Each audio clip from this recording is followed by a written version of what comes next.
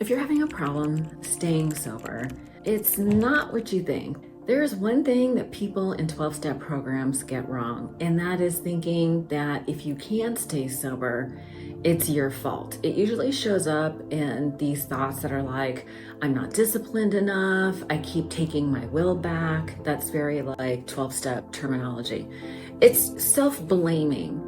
And what's really happening that you may not recognize or know about, most people don't know about this, is that it's about having parts that are in conflict. There's a part of you that wants to stay sober, but there's a part of you that doesn't feel safe to stay sober.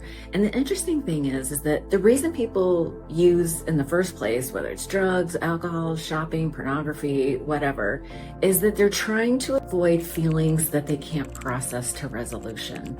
Anytime there is a feeling that you want to avoid and you either don't have the skill set or support or knowledge or understanding to resolve it, we tend to distract. All addiction is about distraction. All distraction is about avoiding painful feelings. So really, it is not your fault. What is happening is that you have polarized parts, and that's what creates this internal resistance. So there is a way to resolve internalized resistance through a method called internal family systems. And that is a process where you go within, you recognize the feeling. If you think about the scenario that brings up this feeling of stress, like, why can't I stay sober? And then you recognize where you feel it in your body. And you ask yourself, how do I feel towards this part? You know, like if you feel it in your chest, it's like, oh, this frustration, this anger, this despair. How do you feel towards this part? Most people are going to say, well, I feel like I want to get rid of it. Well, that is a protector part. The one that says, I want to get rid of this, I don't like it, that is your protector part. It's trying to protect you from the feeling that you don't like. And so during this IFS process, we ask that protector part to step aside, and then we address that feeling again. And typically, if the protector part can step aside, you know, you want to thank it for its job. You want to just say, hey, I've got this from here. Let me address the feeling that's behind, you know, the resistance. And so you go through this process. There is an IFS process where you deal with like this younger part of you that's trapped inside. There's all this talk about inner child work, and I don't know about you, but it kind of makes me want to cringe a little bit. It's just been overused and people don't really understand what it is. But what is happening is that there's a part of you